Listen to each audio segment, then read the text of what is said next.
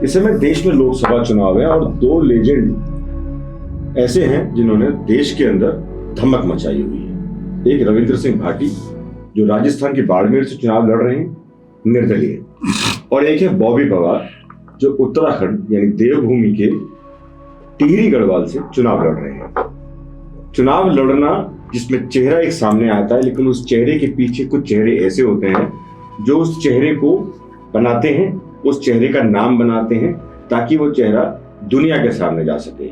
ऐसे बहुत सारे लोग हैं बॉबी पवार के पीछे भी, लेकिन चूंकि समय थोड़ा कम था और सभी को साथ लाना संभव नहीं था, तो हमारे साथ दो लोग मौजूद हैं यहाँ पर। एक है राम कंडवाल और दूसरे हैं सुरेश सिंह। बहुत बहुत स्वागत है आपका। ये जो चुनावी गणित चल रहा है इस समय, क्या लग रहा है टिहरी गढ़वाल को लेकर? देखिए, टिहरी गढ़वाल को लेकर एक ही लहर है भाई बॉबी पवार की, और ये सच्चाई भी है क्योंकि राजशाही पिछले 15 सालों में जो लोगों ने देखा, जो लोग समझ रहे हैं, वो स्पष्ट रूप से अब स्वीकार नहीं कर रहे हैं। खुद भाजपा के नेता, आरएसएस के नेता, ये सब भी जो है हम लोगों से संपर्क में है, और ये सब भी अगर मान लीजिए ये फ्रंट में नहीं आ रहे हैं तो पीछे से ये लोग जो है महारानी को हटाने की कोशिश कर रहे हैं। तो लहर स्पष्ट है, भाई बॉबी पवार जो है बड़े अंतर से ये चुनाव जीत रहे हैं टिहरी लोकसभा का। और सबसे बड़ी बात ये है कि युवाओं का जो सैलाब आप देख रहे होंगे, चाहे आप रवाई घाटी का देख रहे होंगे, चाहे आप जौनपुर का देख रहे होंगे, चाहे आप जौनसार का देख रहे होंगे, फिर उत्तरकाशी ले लीजिए, टिहरी ले लीजिए, और खुद देहरादून में आपने देखा होगा कि बाइक रैली कितनी ऐतिहासिक हुई। हजारों बाइक रैली इतनी आज तक देहरादून के इतिहास में, ये फिर आप उत्तराखंड के इतिहास में देख लीजिए कि आज तक इतनी बड़ी बाइक रैली नहीं हुई। तो वो आखिरकार वो युवा पैसों वाला युवा नहीं है कि हम जो है भीड़ बुलाएं कि हम पैसे दे रहे हैं, तो वो युवा आ रहा है। और क्यों आ रहा है? वो बॉबी भाई के लिए आ रहा है। तो ये सीट हमें लगता है कि निकलती हमें लग रही है, भाई बॉबी पवार युवाओं के सांसद हो रहे हैं। और संसद में अगर इस बार कोई पिछले 15 सालों से अगर कोई नहीं दहाड़ा है तो इस बार भाई बॉबी पवार जो है दहाड़ने वाले हैं संसद में। राम, हमेशा लहर की बात होती है कि चाहे वो कोई व्यक्ति निर्दलीय लड़े या फिर वो किसी भी बड़ी पार्टी या छोटी पार्टी से लड़े, सभी लोग ये कहते हैं कि लहर चल रही है। आप उस बात को लेकर लहर कह रहे हैं या आपको एक्चुअल में जमीन पर लहर दिखाई दे रही है? देखिए, एक्चुअल में आप भी पत्रकार हैं और आप भी देख रहे होंगे चीजों को कि अब वाकई में ये लहर है या फिर ये सिर्फ झोंका टाइप का है। तो ये लहर है, और ये लहर आज से नहीं है, ये लहर पिछले 1.5-2 साल से है, जब से गांधी पार्क का वो बड़ा जो आपने देखा होगा कि प्रशासन ने किस कदर जो है लाठी डंडों से कैसे जो है बेरोजगारों को पीटा था। बॉबी भाई की पूरी बेल्ट एक तरह से तोड़ दी थी, जूते फेंक दिए थे, उसकी पूरी जो है यहाँ पर शर्ट फाड़ दी गई थी, और कम से कम जो है लगभग जो है 12 से 15 पुलिस वाले अकेले भाई बॉबी पवार को ले जा रहे थे। तो वो जो चीजें थी, महिलाओं को जो पिटना था, युवतियों को जो पिटना था, तो वो बॉबी पवार भाई के साथ जो जन सैलाब उस समय आया था, वो जन सैलाब तब भी था, वो जन सैलाब आज भी है। तो जन सैलाब क्यों आया? इसलिए तो आया कि इस प्रदेश में पिछले 23 सालों से जो पेपर लीक हो रहे थे, इस प्रदेश में पिछले 23 सालों से जो भ्रष्ट माफिया जो है लूट रहा था, खासकर जो नेता थे वो जो लूट रहे थे इस प्रदेश को, वो भाई बॉबी पवार ने हटाया सबसे पहले। वरना आप देख रहे होंगे कि इस प्रदेश में क्या हालत चल रहे थे। तो वो लहर अब बहुत बड़ी लहर बन चुकी है, और सिर्फ सांसद के चुनाव तक नहीं रहेगी, देखना 2027 तक या फिर 2033 तक भी वो लहर बरकरार रहेगी। अक्सर किसी भी संस्थान या किसी भी पार्टी के अंदर देखा जाता है, एक नरम दल होता है और एक गरम दल होता है। गरम दल से अभी हम बात कर रहे थे, थोड़ा नरम दल की तरफ चले जाते हैं। सुरेश भाई, अभी राम ने बताया कि ऐसी लहर चल रही है जी। आप थोड़ा सा सौम्यता से जवाब देते आए, अक्सर मैं देख रहा हूँ टीवी पे आपको, क्या लग रहा है? सहमत है? बिल्कुल पूरी तरीके से सहमत हूँ। और जैसे हमने देखा, मैं बॉबी पवार जी के साथ पूरे देहरादून से लेकर और पूरा जौनपुर, जवाई, गढ़वाल और पूरे जौनसार को घूम के आया हूँ, और मैंने जो देखा, जो लोगों का जो उत्साह, जो लोगों का आकर्षण उनके प्रति है, वो कहीं ना कहीं एक लहर का संकेत है। और निश्चित रूप से जिस प्रकार से बिना अपेक्षा से अधिक लोग पहुँच रहे हैं, कल बॉबी पवार जी के प्रतिनिधि के रूप में जब मैं थत्यूड़ गया तो मैंने देखा जो उम्मीद हमें नहीं थी उस उम्मीद से बढ़कर लोग पहुंचे। तो ये इस बात का संकेत है, इस बात का द्योतक है कि बॉबी पवार जी टिहरी लोकसभा में इस बार परचम लहराने वाले हैं। और जो महारानी राज्य लक्ष्मी शाह का किला है उसको भेजने के लिए बॉबी पवार जी पूरी तरीके से तैयार है। जिस प्रकार का समर्थन युवाओं और उनके अभिभावकों का है, और साथ खासकर भारतीय जनता पार्टी के कई छोटे छोटे नेता, कहीं ब्लॉक लेवल के नेता और कहीं जिले स्तर के नेता, और यहाँ तक कि उनके प्रदेश स्तर के नेता जो इनडायरेक्टली हम लोगों को सपोर्ट कर रहे हैं, वो कहीं ना कहीं हमारे लिए शुभ संकेत। और अधिकतर हमने जो बात नोटिस करी वो ये है कि आज जो है 90% कार्यकर्ता राष्ट्रीय पार्टियों के वो अपने प्रत्याशियों से नाखुश हैं। चाहे वो कांग्रेस की बात हो, चाहे वो आपके भारतीय जनता पार्टी की बात हो, दोनों ही प्रत्याशी 70+ है। और एक यूथ जो है, एक युवा चेहरा, एक उगता हुआ सूरज जिस प्रकार से टिहरी लोकसभा में इस बार देखने को मिल रहा है, इसका उजियारा पूरे प्रदेश में फैलेगा। और निश्चित रूप से जैसे हमारे कटवाल जी ने कहा कि ये सिर्फ 2024 का चुनाव नहीं है, ये चुनाव हमारे उत्तराखंड के भविष्य का चुनाव है, उत्तराखंड के भविष्य युवाओं का चुनाव है, उनके गार्जियंस और उनके अभिभावकों का चुनाव है। और निश्चित रूप से अगर जिस प्रकार का संकेत और जिस प्रकार का उत्साह, जिस प्रकार का उल्लास देखने को हमें क्षेत्र में मिला, अगर वो वोट में तब्दील होता है तो भारी बहुमत से, भारी वोटों से बॉबी पवार जी की विजयश्री होने वाली है। और निश्चित रूप से देश का, उत्तराखंड का प्रतिनिधित्व, एक मजबूत प्रतिनिधित्व देश की संसद में हम लोगों को देखने को मिलेगा। और हम पूरी तरीके से आश्वस्त हैं कि ये 4 जून के जो परिणाम होंगे वो हमारे पक्ष में होंगे, बॉबी पवार जी के पक्ष में होंगे और टिहरी के विकास के पक्ष में होंगे। राम, आपको कोई डाउट लगता है कि ये वोट कन्वर्ट होगा, जो भीड़ है वो वोट में तब्दील होगी? देखिए, अब ये तो 19 तारीख का होगा, अगर जिस दिन लोग जाएंगे, है ना। लेकिन मुझे पूरा विश्वास है, मुझे विश्वास ही नहीं बल्कि मैं एक तरह से ये भी कह सकता हूँ कि ये जो यूथ है, आप देख रहे होंगे, ऐसा आपने उत्तराखंड के इतिहास में नहीं देखा होगा कि किसी युवा की जो है इतनी बड़ी संख्या में जो लोग चल रहे हैं। आप देखोगे कोई नेता है तो उसके साथ कुछ महिलाएं होंगी, उसके साथ जो है कुछ बुजुर्ग लोग होंगे, लेकिन ये एक ऐसा इंसान है, एक ऐसा व्यक्ति है जिसके पीछे आप देखेंगे पूरा जो है सिर्फ और सिर्फ युवा चल रहा है। तो लेकिन युवा कहाँ चल रहा है? देहरादून में चल रहा है। लेकिन आप अगर जाएंगे थत्यूड़ की साइड जाएंगे, आप उत्तरकाशी की साइड जाएंगे, आप जो है नौगांव की साइड जाएंगे, पुरोला की साइड जाएंगे, वहां पर क्या हो गया है? वहां पर पूरा जन सैलाब आ रहा है, वहां पर बुजुर्ग भी बाहर निकल रहा है, वहां पर आपका जो है महिलाएं भी बाहर निकल रही हैं। और वो जन सैलाब को देखकर हमें ऐसा लग रहा है कि इस बार सीट हमारी लगभग पक्की लग रही है और वोटों का अंतर भी ज्यादा होने वाला है। मैं कुछ लिख के आपको भी इसमें दूंगा। मैं एक तरह से मैं भविष्यवाणी इसकी कर रहा हूं कि इस बार टिहरी का क्या हो सकता है। ये हमारी भविष्यवाणी, ये मेरी भविष्यवाणी जो मैं बिल्कुल यहां पर कर रहा हूं, है ना। तो मैं आपके दर्शकों के लिए साफ तौर पर यह भविष्यवाणी कर रहा हूं कि इस बार टिहरी में क्या हो सकता है।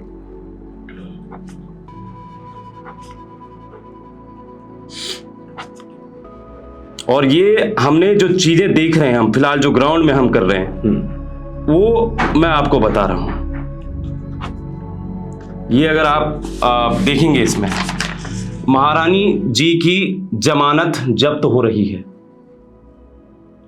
क्योंकि इन 15 सालों में, ये भविष्यवाणी हमारी, महारानी जी की जमानत जब्त हो रही है।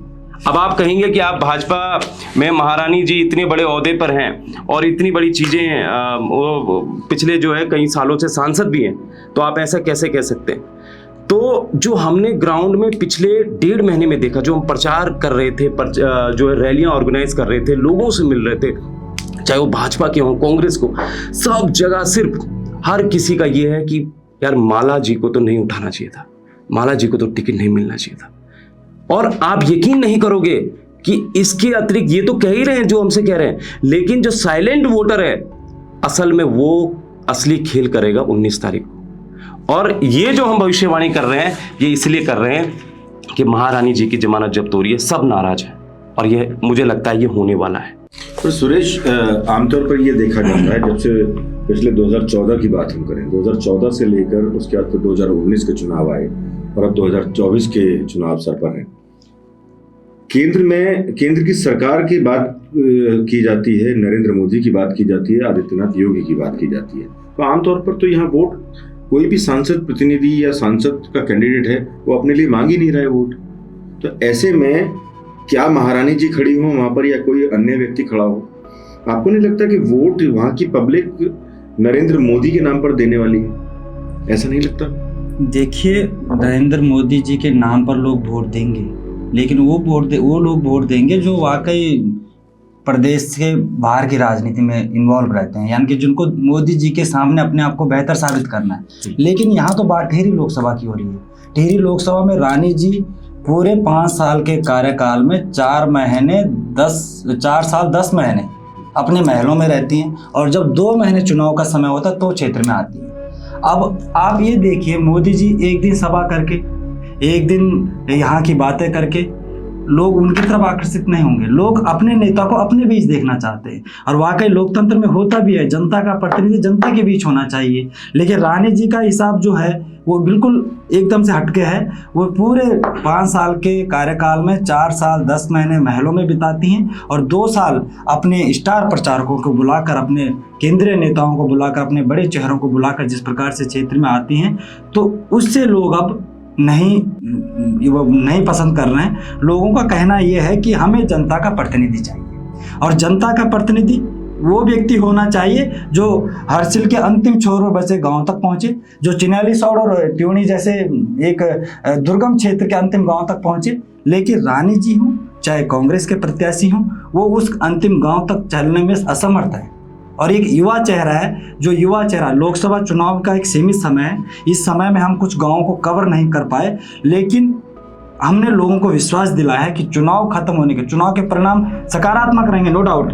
लेकिन अगर परिणाम सकारात्मक नहीं भी रहते इन केस, तो भी हम गांव के अंतिम छोर पर वैसे उस गांव तक जाएंगे जिस गांव में आज तक कई वर्षों से नेता के दर्शन नहीं हुए, जिस गांव में आज तक लोगों ने नेता का नाम तक नहीं सुना। हम ऐसे गांव पर हमारा फोकस है। केंद्रीय नेताओं के आने से वोट कोई प्रभावित नहीं हो रहा है, और इस बार तो देखने को मिला कि टिहरी संसदीय क्षेत्र में कोई बड़ा स्टार प्रचारक भी नहीं आया, क्योंकि उनको लगता है कि बॉबी पवार चुनाव मैदान में है और रानी जी चुनाव हार रही है। इसके पुख्ता आंकड़े उनके पास हैं। अब क्या उनकी मजबूरियां रही कि उन्होंने ऐसे कैंडिडेट को खड़ा किया?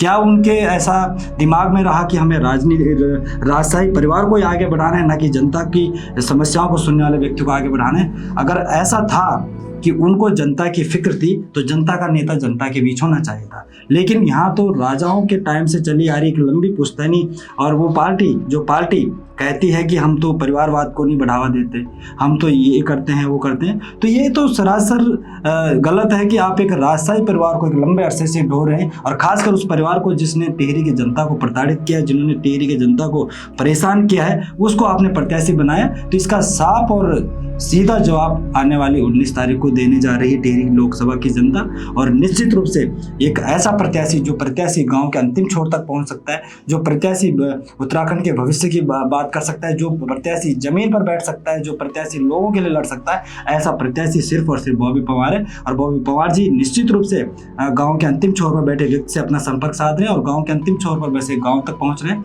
और आने वाले समय में भी पहुँचेंगे। तो उसका सीधा और स्पष्ट वोट हमें मिलने वाला है, और भारी बहुमत से, भारी वोटों से विजयश्री मिलने वाली है। राम, आपको लगता है कि जब आपकी पिटाई हुई, आपने ठीक ठाक पिटाई खाई, आपकी भी बड़ी अच्छी पिटाई हुई, परिवार, हमने बॉबी से बात की थी, बॉबी एक साधारण परिवार से है। मुझे लगता है कि आप जितने भी लोग इस समय साथ में हैं, जिन्होंने एक अलग जगह रखी है, जितना मुझे समझ में आता है, सभी लोग साधारण परिवार से ही हैं।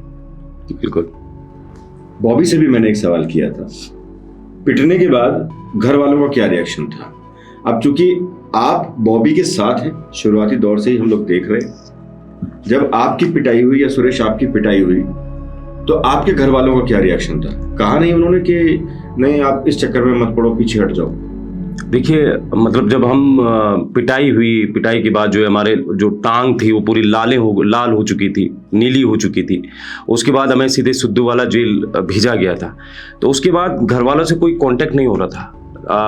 हमने वहाँ पर प्रशासन से भी कहा कि भाई हमारे घर वालों से कम संपर्क करा दीजिए, क्योंकि जेल जाना बहुत बड़ी बात होती है, और ख़ासकर एक मिडिल क्लास के लड़कों के लिए, वो भी आप जेल चले जाओ, और जब आपके पीछे कोई नहीं हो, ना तो बॉबी के आप देखते हैं, ना उनके पिताजी हैं, ना हमारे पिताजी हैं, ना इनके पिताजी हैं। इसके अलावा जो हमारी टीम के कई जो ऊपर सीनियर लीडर्स हैं, उनकी किसी के पिताजी नहीं है। सब मिडिल क्लास के हैं, 2-4-100,000 रुपए घर में आते हैं, उसी से पालन पोषण उड़ते हैं।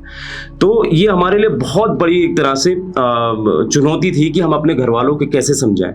तो जेल से जब छूटे उसके बाद जो है हमने घर वालों को समझाया। घर वाले कभी कहते हैं भाई क्यों पड़ा है इन पे, क्या होगा, ऐसे कैसे चलेगा। तो लेकिन धीरे धीरे वो भी समझे, परिवार भी समझा, परिवार ने भी माना कि हाँ इस प्रदेश में कुछ गलत हुआ है। बॉबी पवार बहुत शानदार काम कर रहा है और मेरे परिवार ने तो मुझे पूरा सपोर्ट किया कि आप जाओ, मिलके काम करो, और जो अगर जेल भी जाना पड़े कोई दिक्कत नहीं है। और परिवार अगर साथ हो, मैं तो ये कहूँगा परिवार अगर साथ हो तो आप इस जीवन में कुछ भी कर सकते हो, जो मैंने अपने परिवार से देखा है। रही बात आपने कहा कि टिहरी की जो बात हो रही है, मैं उस पर भी आना चाहता हूँ। देखिए टिहरी में ऐसा कभी नहीं, मैंने तो अपने जो हम पिछले कई चुनाव देख रहे हैं, चाहे 2014 वाला, जब 2014 का चुनाव था तो मैं भी एक यंग लगभग जो है 24 नहीं माफ़ कीजिएगा, मैं लगभग जो 18-19 साल का लड़का रहूँगा, यंग था मैं। तो मैं कॉलेज में पढ़ता था। इस प्रधानमंत्री नरेंद्र मोदी की जनसभा थी, साल 2014 का था, उनकी एक लहर थी प्रधानमंत्री मोदी की। तो मैं भी अपने कॉलेज से भागकर सीधे मोदी जी की जनसभा में पहुंचा था और मोदी जी ने वहां से कहा था कि पहाड़ की पानी और पहाड़ की जवानी जो है पहाड़ के काम नहीं आती।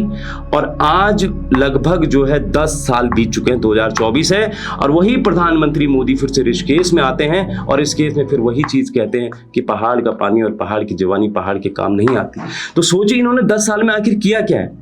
और इनकी पहाड़ की जवानी पहाड़ का पानी, अगर ये शब्द बोल रहे हैं तो ये मान के चलिए कि इनकी महारानी लक्ष्मी जो महारानी है राज्य लक्ष्मी शाह, वो आखिरकार टिहरी में क्या कर रही है फिर, अगर पहाड़ का पानी पहाड़ का जवानी काम नहीं आ रही। तो इसीलिए वोट 19 तारीख को भाई बॉबी पवार को देना बहुत जरूरी है, जो संसद में दहाड़ेगा। क्योंकि अगर इनकी हाजिरी आप देखेंगे संसद में महारानी जी की तो आपको नगण्य मिलेगी।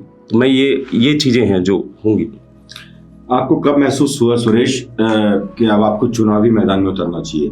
अभी कुछ समय पहले की बात है, कुछ सालों पहले की बात है, एक आंदोलन हुआ दिल्ली में, रामलीला मैदान से शुरू हुआ, अन्ना आंदोलन के नाम से पूरे देश में जाना गया।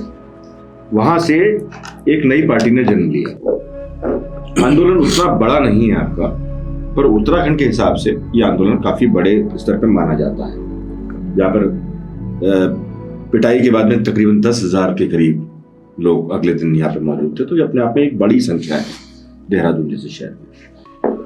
अब क्या लगता है कि आने वाले वक्त में इसमें जब आपने पार्टी का निश्चित किया कि हमें एक पार्टी बनानी है, पार्टी से मेरा मतलब है चाहे वो निर्दलीय जाएं या आप आने वाले 27 की तैयारी के दौरान एक ग्रुप के संगठन के तौर पर लड़े, कब दिमाग में आया और किसके दिमाग में आया? पहले मैं आपसे रणनीति नहीं पूछूंगा क्योंकि चुनाव है, तो रणनीति तो आप मुझे बताएंगे नहीं और ऑन कैमरा तो बिल्कुल नहीं बताएंगे। देखिए, हमारा चुनाव लड़ना कोई मकसद नहीं था, चाहे बॉबी पवार जी हो चाहे हम लोगों का आज भी चुनाव लड़ना कोई मकसद। सपने क्या थे आपके? हमारा सपना, जिस सपने के साथ हमारे घर वालों ने भेजा, हम गरीब परिवार के लोग हैं, गरीब तबके से उठे हुए लोग हैं। हमारे पिताजी मजदूरी करते थे और मजदूरी करने के बाद अब उनका साया भी हमारे सर के ऊपर नहीं है।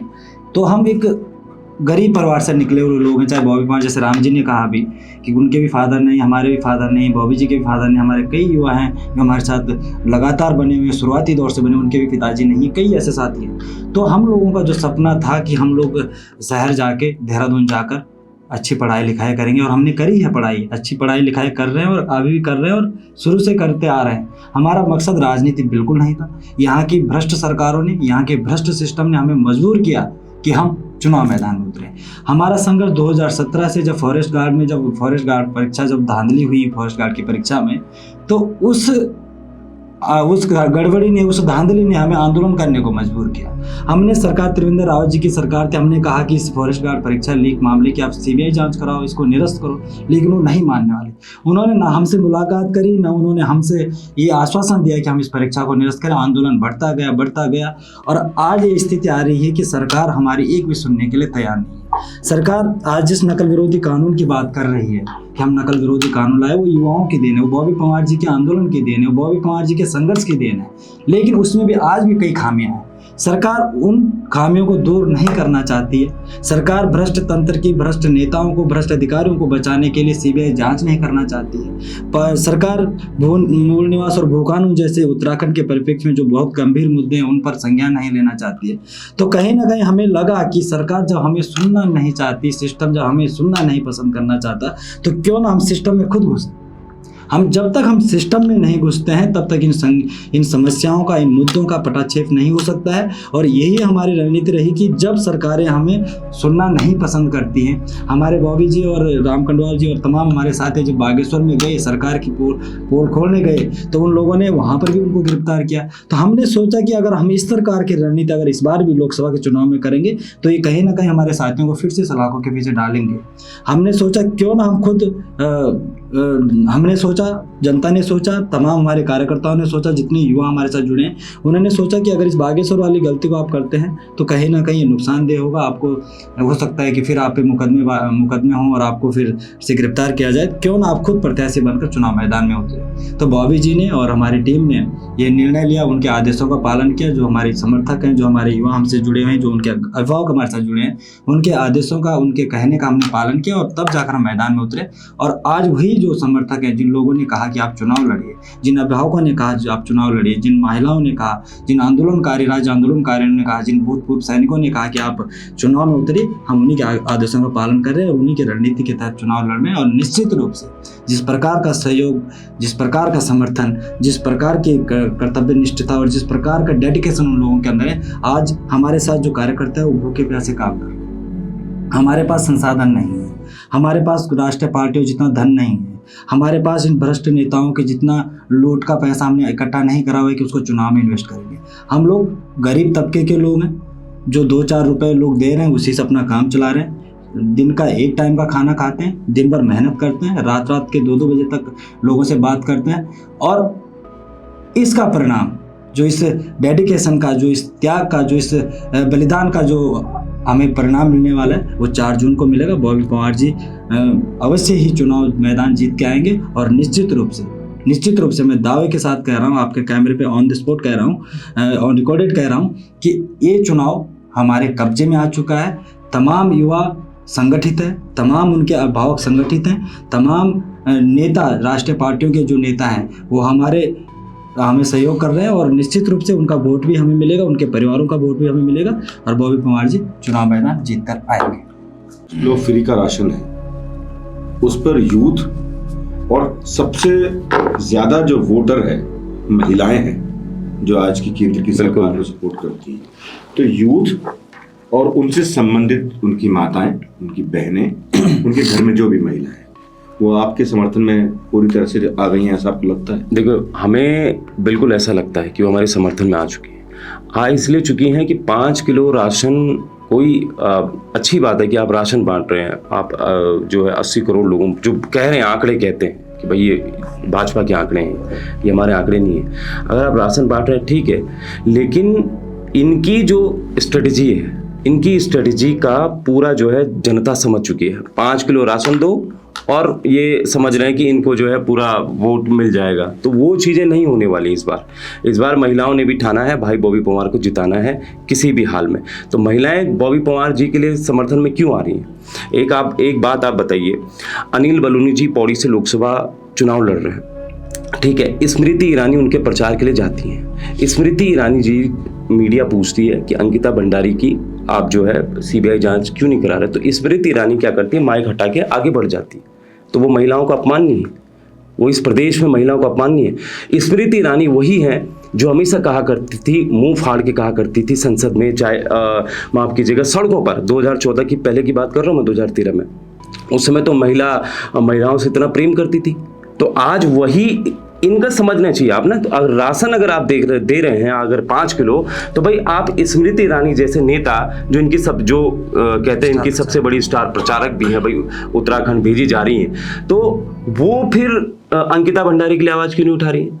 लेकिन हमारे बॉबी पंवार भाई अगर आप देखेंगे तो वो अंकिता भंडारी के लिए भी आवाज़ उठा रहे हैं, वो दहाड़ेंगे और वो जीत के आ रहे हैं। और आप यकीन मानिए, जिस दिन आप 5 जुलाई को 5 जून को, हाँ 4 जून रिजल्ट है, लेकिन 5 जून को हम आपको मिलेंगे, क्योंकि 4 को हम सब व्यस्त होंगे पूरे के साथ मिलेंगे मिठाई के, या देखिए हम मिठाई, बिल्कुल मिठाई के साथ मिलेंगे, है ना। तो 4 हमारा व्यस्त रहेगा, 5 जून को आप मिलिए। और मैं डंके की चोट पर कह रहा हूँ, जिस दिन पहला सत्र होगा लोकसभा का, तो उस दिन भाई बॉबी पंवार आपको वहां दहाड़ते दिखेंगे और सबसे पहले वो सीबीआई जांच की मांग के लिए आवाज उठाएंगे, अंकिता भंडारी के न्याय के लिए आवाज उठाएंगे। ये मैं आपको यहां से बता रहा हूं जी। राम, आपकी जो बातें हैं, हालांकि मैंने साकार होते हुए देखी हैं, उत्तराखंड में भी साकार होते हुए देखी हैं, और राजस्थान के बाड़मेर में भी। इत्तेफाक से मैं राजस्थान का रहने वाला हूँ जी। बातें पूरी तरह से, मतलब ये जो माहौल बना है पूरा फिल्मी माहौल है। मैंने फिल्मों के पहले पर्दे पर देखा है, बिल्कुल। इसलिए मैंने जब एक स्टोरी की थी तो मैंने बताया भी था कि जो दृश्य हैं वो बिल्कुल फिल्मी पर्दे की तरह है। फिर चाहे वो टिहरी गढ़वाल की लोकसभा सीट हो या फिर बाड़मेर की लोकसभा सीट हो। जी। आप शायद परिचित होंगे रविंद्र सिंह भाटी के साथ। जी जी जी बिल्कुल। ये इतना बड़ा जब सैलाब, पूरी तरह से मैं इसे सैलाब ही मानता हूँ, समुंदर की तरह मानता हूँ, इतना बड़ा जब सैलाब आया युवाओं का, लोगों का, आपको क्या लगा कि ऐसा हो पाएगा? पहले शुरू में लगा था आपको ऐसा? देखिए, मैं तो ये कहना चाहता हूँ, जिन रविंद्र सिंह भाटी की आप बात, फिर उसके बाद मैं एक और सवाल पे आऊंगा। आपने पौड़ी का याद दिलाया मुझे, तो मैं पौड़ी के सवाल पे। जी जी, मैं ये कह रहा हूँ, रविंद्र सिंह भाटी अगर आप देखेंगे तो भाटी जी ने ऐसा माहौल बनाया है, वो विधायक भी जीते वहां से, और उन्होंने जिनको हराया वो कई सालों से वहां विधायक थे, और वो जो माहौल था वही माहौल भाई बॉबी पवार का। दोनों की उम्र भी 26 साल, दोनों की उम्र 26 साल भी है, और देखिए वो विधायक भी जीते, और अब जब विधायक जीते तो लोगों ने ये विरोध नहीं किया कि भाई विधायक बन गया है अब सांसद क्यों बन रहा है। लोग पूरे समर्थन में जा रहे हैं कि आप विधायक तो ही, आप अब सांसद बनिए। तो वही चीजें जो है यहाँ पर भी होने जा रही हैं। अब बॉबी भाई जो है यहाँ पर फिलहाल सांसद बनते दिख रहे हैं, और ये भाजपा कांग्रेस के लिए बहुत बड़ी मुसीबत साबित होने वाली है, क्योंकि इस प्रदेश का असल में अगर अब जो है भावनाएं जागेंगी और चीजें जो है आगे बढ़ेंगी तो भाई बॉबी पवार के नेतृत्व में होगा। सारे संगठन एक साथ अब अगर बॉबी भाई के लिए आ सकते हैं अभी, तो भविष्य आप में देख लीजिए कि क्या क्या नहीं हो सकता है। तो इसीलिए फिलहाल हमें जो है 4 जून का इंतजार है। 4 जून में वोटों का हम देखेंगे, और उसके बाद हम अपने फैसले ले सकते हैं कि भाई क्या होने वाला है, क्या नहीं होने वाला है। लेकिन एक बात सच है कि 4 जून के बाद इस प्रदेश का असल में चीजें आगे बढ़ेंगी। एक व्यक्ति मोहब्बत की दुकान खोलता हुआ पूरे देश में घूम रहा है, आप परिचित होंगे उस नाम से, राहुल गांधी की बात कर रहा हूं। उन्होंने बेरोजगारी का एक मुद्दा उठाया, बेरोजगारों को समर्थन दिया। अभी 2 दिन पहले पौड़ी गढ़वाल सीट पर जो कांग्रेस के प्रत्याशी हैं गणेश गोदियाल, मैं उनसे इंटरव्यू कर रहा था, तो मैंने उनसे सवाल किया कि आपने बॉबी पवार को समर्थन क्यों नहीं दिया। ये मेरा उनसे सीधा सवाल था। उनका जवाब था कि बॉबी ने हमसे संपर्क नहीं किया। क्या सच्चाई है इसमें? दूसरा, वो ये भी कहते हैं, उनके खुद के कैंडिडेट वहां खड़े हैं, पर वो फिर भी ये कहते हैं कि हमारा समर्थन बेरोजगारों के साथ, बेरोजगारों की लड़ाई को वो ज्यादा उचित मानते हैं, बड़ा मानते हैं। क्या ऐसी कोई मुलाकात या ऐसी कोई घटनाक्रम साक्षात रूप से घटा है कि गणेश गोदियाल की मुलाकात बॉबी से हुई हो, या बॉबी की किसी अन्य कांग्रेसी नेताओं से मुलाकात हुई हो? देखिए, मुलाकात तो होती रहती है, मुलाकात दोनों ही जवाब दे सकते हैं। नहीं, बिल्कुल बिल्कुल, तो मुलाकातें तो होती रहती हैं, लेकिन इसका ये मतलब थोड़ी कि हम किसी से टिकट मांग लें, हम भाजपा से टिकट मांग लें, हम कांग्रेस से टिकट मांग लें। क्योंकि भाई बॉबी पवार को अगर लड़ा रही है तो जनता लड़ा रही है, ऐसा है। अगर जनता लड़ा रही है तो जनता ने ठाना है, हमने ठाना है कि भाई बॉबी पवार को जो चुनाव लड़ना है। मुलाकातें ऐसी हैं कि मुलाकात तो आप किसी से भी कर लो, मुलाकात तो हम प्रधानमंत्री से भी समय का मांग रहे थे, और कई लोग समर्थन में भी आते थे, कई लोग आंदोलन के दौरान समर्थन में आते थे, कांग्रेस आती थी, भाजपा के कई वैसे आते थे, यूकेडी आती है। तो जिन्होंने समर्थन अगर दिया है तो वो तो साथ अभी भी आ रहे हैं। अब कांग्रेस क्यों नहीं आ रही है, भाजपा क्यों नहीं आ रही है? भाई अगर हम ये कह रहे हैं कि इस प्रदेश में अगर हम सीबीआई जांच की मांग की बात कर रहे हैं, तो सीबीआई जांच में अगर कांग्रेस का नेता भी जाता है तो उसको भी जेल की सलाखों के पीछे हम फेंकेंगे। अगर उसमें भाजपा का नेता भी होगा तो हम जेल की सलाखों के पीछे होंगे। अगर उसमें उत्तराखंड बेरोजगार संघ का नेता भी हो तो वो भी जेल जाएगा। तो हमारी ये जो रणनीति है, हम ये नहीं चाहेंगे कि हमारा सिर्फ हमारे दल का नेता हो, तो हम मुलाकात किसी से भी कर सकते हैं, हम निर्दलीय, हम स्वतंत्र हैं मुलाकात करने के लिए। लेकिन अगर किसी भी दल ने अगर पेपर लीक करने की कोशिश की, बेरोजगारों का भविष्य बर्बाद करने की कोशिश की, तो उसको उत्तराखंड बेरोजगार संघ या फिर भाई बॉबी पवार जो अभी लड़ रहे हैं तो बख्शेंगे नहीं। एक बात मैं समझ नहीं पा रहा हूँ, मैं थोड़ा सा आपसे समझना चाहता हूँ कैमरे के सामने, तो ये हमेशा एक सबूत के तौर पर रहेगा। अक्सर देखा गया है कि कोई भी एक कैंडिडेट मजबूती से चुनाव लड़ता है, हालात का हवाला देकर वो कोई भी पार्टी जो सत्ता के पक्ष की तरफ खड़ी होती है वो उसके साथ जाकर शामिल हो जाता है। इसे मैं कहीं ना कहीं जनता के साथ की हुई चीटिंग के तौर पर देखता हूं। अगर आज बॉबी पवार का रास्ता टिहरी गढ़वाल की जनता खोलती है, आप सभी लोग यूथ उसमें शामिल हैं, खोलती है, और कल अगर बॉबी पवार अपने फील्ड को छोड़कर कांग्रेस की तरफ चले जाते हैं या बीजेपी की तरफ चले जाते हैं, तो आप जनता से क्या कहेंगे इस पर?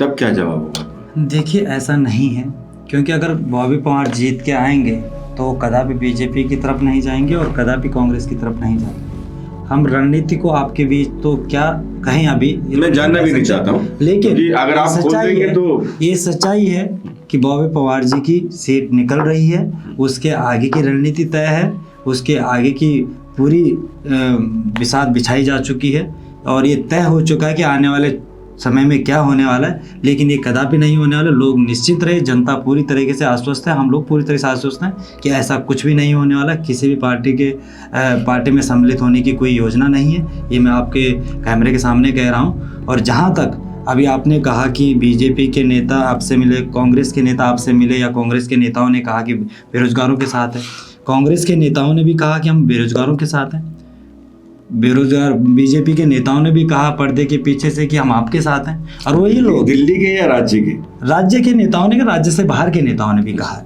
और मैं कह रहा हूं आपके कैमरे के सामने कि राज्य स्तर के नेता तो कर ही रहे हैं सपोर्ट बीजेपी के, लेकिन बाहर से भी कर रहे हैं। ठीक है, तो बीजेपी के नेता और कांग्रेस के नेता अगर ये कह रहे हैं कि बेरोजगारों के साथ है, तो निश्चित रूप से बॉबी पवार के साथ है। और उनके ये कहने से उनके जो समर्थक होंगे, उनके जो छोटे नेता होंगे, उनका आशीर्वाद भी बॉबी जी को मिलेगा, उनका मतदान भी, वोट भी बॉबी जी को मिलेगा। और निश्चित रूप से ये कांग्रेस के नेता और ये बीजेपी के नेता जो कहते हैं कि हम बेरोजगारों के साथ हैं, वो निश्चित रूप से उनका वोट भी बॉबी पवार के साथ ही होगा।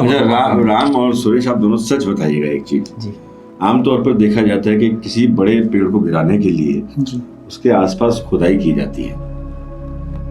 बॉबी पवार को गिराने के लिए या उसको कमजोर करने के लिए कभी ऐसा आप लोगों के पास मौका आया कि आप लोगों को किसी ने अप्रोच किया हो, लालच दिया हो, अरे भाई वहां मत जाओ, ये मत जाओ, ऐसा आया? देखो, बहुत प्रयास, बोलिएगा सच, बिल्कुल सच्चाई है और हम कह रहे हैं, आपके कैमरे के सामने कह रहे हैं, बहुत प्रयास हुए हैं। और आपने देखा होगा जब हमारे सहयोगी राम भाई और बॉबी पवार जी और हमारे 13 साथी सलाखों के पीछे थे, तो बाहर हम लोगों का आंदोलन चल रहा था। कई लोगों ने कहा, कई लोगों ने हमें भी ऑफ़र दिए और कई लोगों ने, इनको तो देने ही थे, जो लोग हमारे लीडरशिप है, जो हमारे फ्रंट लीडरशिप है, इनको भी ऑफ़र आए, हम लोगों को भी ऑफ़र आए, लेकिन हमने ऑफ़र ठुकरा दिए। और इसलिए ठुकराए क्योंकि ये प्रदेश सिर्फ लालच और भ्रष्टाचार और पैसा कमाने के लिए नहीं बनाया हमारे आंदोलनकारियों ने। हमारे प्रदेश की 42 शहादतें हुई हैं, तब जाकर ये प्रदेश नसीब हुआ है। इस प्रदेश को पाने के लिए हमारे 42 जो शहादतें हुई, उनमें से 2-4 लोग अंडर 30 भी थे। और वही यूथ जो आज उस समय इस प्रदेश को बनाने के लिए शहीद हो गया, और आज उसी एज ग्रुप का अगर युवा अगर बिक जाता है, या उसी एज ग्रुप का युवा अगर इस उत्तराखंड प्रदेश के साथ खिलवाड़ करता है, तो ये अच्छा नहीं है। आज हम उन लोगों को सच्ची श्रद्धांजलि उस दिन दे पाएंगे जिस दिन उन्हीं एज ग्रुप का नेता, उसी एज ग्रुप का युवा जब प्रदेश की बागडोर संभालेगा और प्रदेश को बेहतर बनाने के लिए मैदान में, सड़कों पर और संघर्ष करेगा। बेरोजगारी, महंगाई और जहाँ पहाड़ की जवानी और पहाड़ के पानी की आप बात कर रहे थे, पहाड़ की जवानी और पहाड़ की पानी की बात जो नेता करेगा वही यहाँ पर राज करेगा। अन्यथा जिस प्रकार के लालच और उनमें आकर अपने व्यक्तिगत स्वार्थ के लिए लालच में आकर अगर पार्टियों का दामन थामता है कोई भी व्यक्ति, चाहे हम हो या कोई भी व्यक्ति हो। आज आप देख रहे हैं भारतीय जनता पार्टी में कांग्रेस के नेता, कांग्रेस पार्टी में भारतीय जनता पार्टी का नेता, क्या वजूद है इन लोगों का कि आज इस थाली में खा रहे हैं, कल उसी थाली में छेद कर रहे हैं, कल उस थाली में खा रहे हैं, आज इस थाली में छेद कर रहे हैं। तो ये कहीं ना कहीं ऐसा कुछ भी नहीं होगा। मेरा सुरेश इसीलिए ये सवाल था आपसे कि लोग किसी पार्टी से जीतते हैं, पब्लिक उस पार्टी की विचारधारा को वोट देती है और उसके बाद वो पाला बदल कर दूसरी जगह चले जाते हैं। क्या मजबूरी हो सकती है, ये तो वही जाने, हम उनके अंदर झांक कर देख नहीं सकते। जब हम फेसबुक पे, सोशल मीडिया पे देखते हैं बॉबी को लेकर या आप लोगों को लेकर जब बात होती है, तो यूथ सपोर्ट में भी है, लेकिन कुछ यूथ ऐसा भी है जो आपके विरोध में भी है। तो अगर वो यूथ विरोध में है तो वो क्यों है और वो क्यों आपके पक्ष में है, ये आप ही बता दीजिए। विरोध में मतलब कौन सा यूथ हमारे विरोध में? जैसे फेसबुक पे आता है कि नहीं बॉबी अब अपनी लड़ाई नहीं लड़ रहे थे, इस तरीके से। हमने अभी तक कोई ऐसा यूथ नहीं देखा कि जो हमारे विरोध में हो। मैं आपके कैमरे के सामने ऑन रिकॉर्डेड कह रहा हूँ, अखिल भारतीय विद्यार्थी परिषद यूथ है, भारतीय राष्ट्रीय कांग्रेस जिसको NSCI कहते हैं वो भी यूथ है, और ये यूथ एक पार्टी विचारधारा से बंधे हुए हैं। वो खुलकर सामने नहीं आ रहे, इसका मतलब ये नहीं कि वो विरोध कर रहे। मैं आपको अखिल भारतीय विद्यार्थी परिषद, भारतीय राष्ट्रीय छात्र संगठन NSCI और इन नेताओं, इन संगठनों के मैं नाम लूँगा तो शायद उनकी पार्टी में फजीयत हो जाएगी, और मैं लेना भी नहीं चाहता, और उन लोग हम ऐसा करना भी नहीं चाहेंगे कि किसी पार्टी में कोई आगे बढ़ना चाहता है और उसको हम रोकने का प्रयास करें। लेकिन चाहे अखिल भारतीय विद्यार्थी परिषद हो, चाहे NSCI हो, इनके तमाम युवा हमारे साथ हैं, पार्टी को दिखाने के लिए और पार्टी के सामने ये दिखाने के लिए कि हम पार्टी के साथ हैं। हो सकता है वो कुछ शब्द लिख रहे हो सोशल मीडिया में, लेकिन अंतरात्मा से वो हमारे साथ हैं, बॉबी पवार जी के साथ हैं। और ऐसे कॉस्ट हमारे दिन भर फोन में आते हैं, लोग कहते हैं कि हम आपके साथ हैं, चाहे वो ABVP हो, चाहे वो NSCI हो। विरोध की कोई कहीं बात नहीं, और खासकर युवाओं की आपने बात करी तो युवाओं में तो बिल्कुल भी विरोध नहीं है, और पूरा युवा हमारे साथ है, चाहे वो अखिल भारतीय विद्यार्थी परिषद हो, चाहे वो भारतीय राष्ट्रीय छात्र संगठन। अच्छा राम, कोई भी यूथ आपको वोट क्यों दे, इसके बारे में थोड़ा सा बता सकते हैं? क्यों देना चाहिए? जैसे अगर मान लीजिए मैं वोट देने आऊँ आपको, तो मुझे आपको वोट क्यों देना चाहिए? मेरे परिवार को आपको वोट क्यों देना चाहिए? देखिए वोट ये आप उन्हीं से बात करिए, बिल्कुल को समझाइए आप। देखिए मैं सारे युवाओं से यही कहना चाहता हूँ कि हम भाई बॉबी पवार को वोट क्यों दें। तो वो एक ऐसा युवा है जो लगभग जो है 22 साल की उम्र में उसने इतना संघर्ष कर दिया। जिस उम्र में एक युवा जिस उम्र में अपनी जवानी के सबसे फ्रंट फेस में रहता है, वो उस युवा ने जो है पूरे इस प्रदेश को दे दिया। उस 22 साल की उम्र में वो बेरोजगार संघ के अध्यक्ष बने। उसके बाद जो है उन्होंने वहाँ पर लाठियाँ, डंडे सब कुछ खा रहे। ये सब कुछ उन्होंने किस लिए खाए?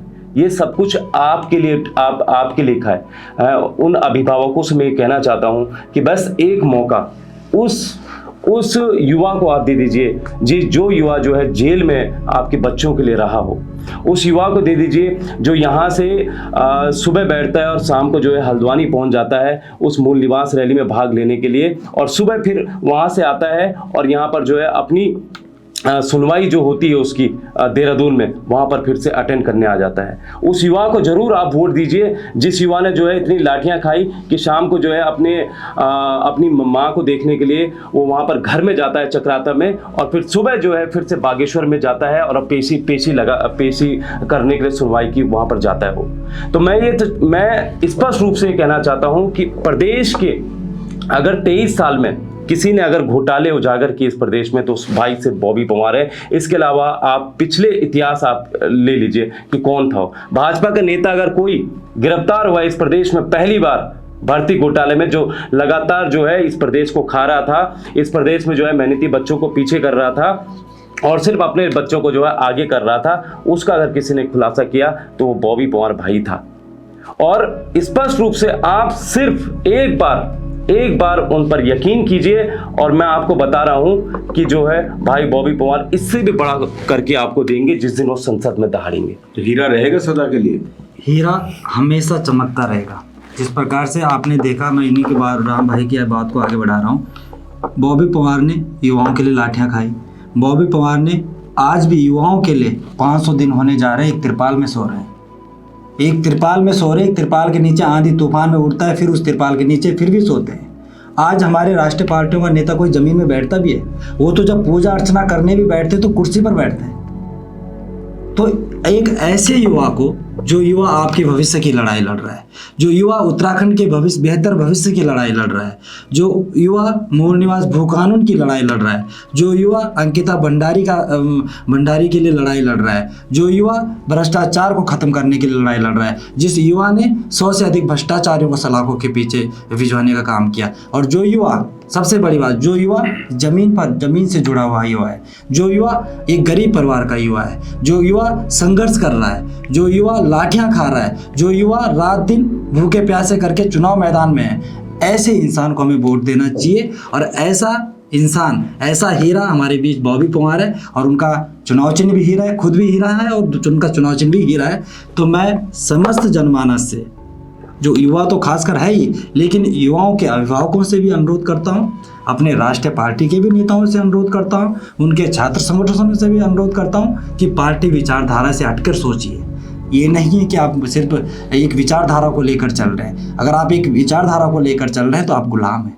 आप एक ऐसी विचारधारा को हम जन्म देना चाहिए, एक ऐसी विचारधारा को हमें जन्म देना चाहिए जो एक विचारधारा इस प्रदेश के बेहतरी के लिए हो, जो इस प्रदेश को भ्रष्टाचार मुक्त करने की विचारधारा हो, जो इस प्रदेश के भविष्य को बचाने की विचारधारा हो, जो इस प्रदेश के युवाओं के बेहतर भविष्य के निर्माण करने के लिए आगे आ रहा हो। ऐसी विचारधारा हमें तो सिर्फ बॉबी पवार में नज़र आती है, ऐसा युवा हमें सिर्फ बॉबी पवार जी नज़र आते हैं। ऐसे संघर्ष और ऐसे ज़मीन से जुड़ा हुआ इस प्रदेश का बेटा बॉबी पवार नज़र आता है, और इसीलिए हम शुरुआती दौर से ही बॉबी पवार से जुड़े हैं। और हमें पूरा यकीन है कि आने वाली 4 जून को जो परिणाम उनके पक्ष में आने वाले हैं, वो उसके बाद असली लड़ाई उसके बाद शुरू होगी, और इस प्रदेश को बचाने की, इस प्रदेश को बेहतर बनाने की लड़ाई उसके बाद शुरू होगी। उसकी पटकथा लिखी जा चुकी है, और निश्चित रूप से आपका वोट बेकार नहीं जाएगा, ये मैं दावे के साथ कह रहा हूँ। आज जिस प्रकार से सांसद को हम चुनते आ रहे हैं, उन सांसद महोदया ने अपनी मात्र 19% सांसद निधि खर्च करी है, और 81% जो है सांसद निधि उनको आज भी उनकी पेंडिंग है। तो क्या टिहरी लोकसभा इतना विकास के क्षेत्र में अग्रणी क्षेत्र है कि आपको सिर्फ 19% राशि खर्च करने की जरूरत पड़ी? आप 100% राशि क्यों नहीं खर्च कर पाए? आपने क्या टिहरी के लिए किया, आप बताएं। अगर आपने टिहरी के लिए कहीं आपके नाम का कोई शिलापट लगा हुआ है, अगर आपने टिहरी के लिए कुछ किया है तो जनता के बीच बताएं। हम तो खुले तौर पे कह रहे हैं और ऑन रिकॉर्डेड कह रहे हैं कि अगर आपने टिहरी के लिए कुछ किया है तो बताएं, और हम भी आपके साथ बैठते हैं। आप बताएं कि क्या किया आपने टिहरी के लिए। आपने कुछ नहीं किया है टिहरी के लिए। बॉबी पवार बिना पद पर रहते हुए आज तक कोई भारतीय जनता पार्टी या कोई कांग्रेस का पार्टी का नेता आप बता दीजिए जिसने 100 भ्रष्टाचारियों को सलाखों के पीछे भेजा हो। एकमात्र चेहरा है बॉबी पवार, जो लड़ रहा है भविष्य के लिए, उत्तराखंड के बेहतर भविष्य के लिए लड़ रहा है, उत्तराखंड की बेहतरी के लिए लड़ रहा है, युवाओं के लिए लड़ रहा है, महिलाओं के लिए लड़ रहा है, बेटियों के लिए लड़ रहा है, और कहीं ना कहीं प्रदेश से भ्रष्टाचार को निपटाने के लिए लड़ रहा है। तो हमें ऐसे युवा को वोट देना चाहिए, और निश्चित रूप से बॉबी पवार जी को हीरा को तराशने का काम हम लोगों को करना चाहिए। उनके चुनाव चिन्ह हीरा पर बटन दबाना चाहिए। मैंने कई नेताओं से बात की, और नेताओं के पीछे जो लोग चलते हैं, मैंने उनको देखा कि शुद्ध भाषा में अगर मैं कहूँ तो लोगों के कॉलर खड़े होते हैं। तो मेरे मन में अचानक आया कि बॉबी पवार जो निर्दलीय चुनाव लड़ रहे हैं, उनके पीछे जो युवा चल रहे हैं, उनसे बात की जाए, क्योंकि बॉबी पवार से सभी लोगों ने बात की है, मैंने भी उनसे कई बार बात की है। तो मुझे लगा कि उन लोगों से बात करनी चाहिए जो लोग वाकई रीढ़ की हड्डी बने हुए हैं। और ऐसे ही उन्हीं लोगों में से मुझे 2 लोग मिले जिनसे मैं बात कर पाया। बातों में इनकी दम है, ऐसा मुझे प्रतीत होता है, क्योंकि ये सर्वविदित है कि जब युवा खड़ा होता है तो बड़े बड़े महल गिर जाया करते हैं। आज के लिए बस इतना ही। नमस्कार।